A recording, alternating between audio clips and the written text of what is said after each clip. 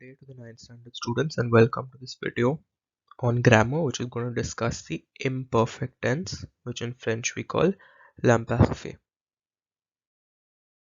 The closest equivalent of the l'imparfait which we have in English is what we call the continuous past or the progressive past tense, which is verbs like was doing, were writing, was singing, were dancing, anything like that. However, there are different uses for this l'imparfait besides the past continuous, which we will discuss at the end of this video. We've already done two past tenses, le passé récent, which is for recently completed actions of the past, and le passé composé, which is a simple past, which is used for actions which were just one time. They happen just once and they are over. That is the passé composé. Today we're taking a look at the third tense of the past, the imperfect. Here is how you conjugate the verb for the imparfait. You have to take the new form of the verb in the present tense, no matter which family it is. No matter even if it is an irregular verb, take the verb in the new form in the present tense and cancel the ONS and you will obtain the root. The special set of endings for the imperfect are AIS, AIS, AIT, IONS, IEZ, AINT. It is advisable that you learn these endings by heart as it will help you to quickly conjugate the imperfect for any verb. Let's take our first example, parler, which is an ER verb. The new form in the present tense is nous parlons. In order to get the root, cancel the ONS, PARL becomes the root, which is in red everywhere. And then you would have to add the endings according to the subject. And that is how you form the imperfect tense for ER verbs. Follow the same procedure for the IR family. You take the new form of this verb. Choisir, for example, in the present tense becomes choisissons. Cancel the ONS and you are left with the root, which is CHYSISS, which is in red, and then you add the endings for the imperfect, which is in blue. Thereby you obtain the imperfect tense for this verb, choisir. Similarly for the RE family, for example, take this verb vendre. Take it in the new form in the present tense becomes nous vendons. Cancel the ONS, VEND is the root, and then you add the imperfect endings to obtain the imperfect tense. This is how we do it for the three regular families. It's the same rule. There are two sets of verbs that you need to keep in mind, very important.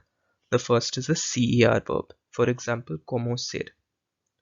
So the new form in the present tense is commençons, where the second C takes a CD below it. When you cancel ONS, like usual, you are left with COMMENC, CD. So then you add the endings to all the subjects, but notice the subjects which are in the box, nous and vous, remove the CD before you add the endings. The other subjects keep the CD. This is the exception for CER verbs. Nous and vous, remove the CD.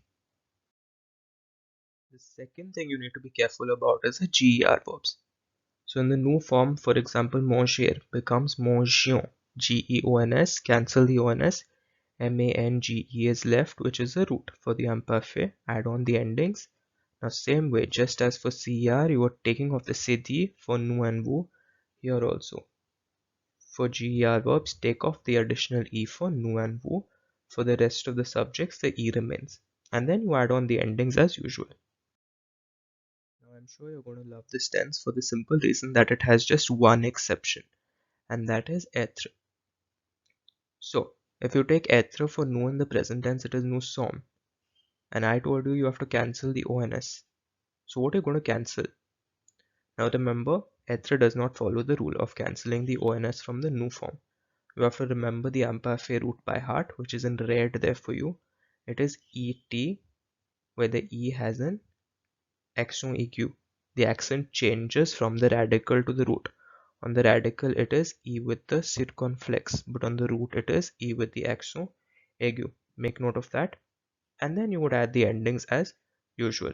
Être is the only exception to the rule in the imperfect. All the other verbs follow the rule that I have just told you about.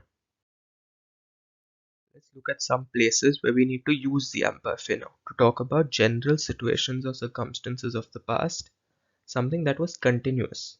not one-off. If it happened just once, then you would use the passé composé. That would be more appropriate. For example, weather, landscape, some quality about a person. So, en 2001, la pluie en France était horrible. In 2001, the rain in France was horrible. The rain is a season. It's not something that happened just once. So you have to use the imperfect. J'adorais les voyages en train pendant mon enfance. I loved traveling by train during my childhood. Again, this is something that is continuous. It was not just one train journey that I loved. It was something that I loved for my childhood, a period of time. So again, the imperfect is appropriate. Mes cousins habitaient dans une grande maison. My cousins lived in a large house.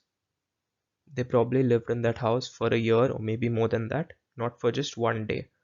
So the imperfect is preferable here. Situations or circumstances in the past that were continuous. The second use of the imperfect is to talk about an action that was often repeated in the past. Like in English, we say, I used to do this, he would do that. Things like that, we use the imperfect here. So, il tombe malade souvent. They used to fall sick often. It was not just once that they fell sick, they used to. It kept on happening. Nous parlions en anglais beaucoup. We used to speak in English a lot. It was not just one conversation we had in English. We used to speak in English a lot. Ma tante travaillait comme actrice. My aunt used to work as an actress. That means she worked as an actress for a period of time. It was not just one film that she did. She worked over a long duration. So actions that were often repeated in the past. The third use, which I just want to introduce to you in the 9th, you'll learn about it properly in the 10th, is we use the imperfect to talk about an action that was already happening, something that was already in progress, when something else happened, when another action interrupted it. So, quand je dansais, le portable a sonné. When I was dancing, the phone rang. The action of dancing is going on, and then the phone ringing interrupts it. Sa femme dormait quand il est entré. His wife was sleeping when he entered.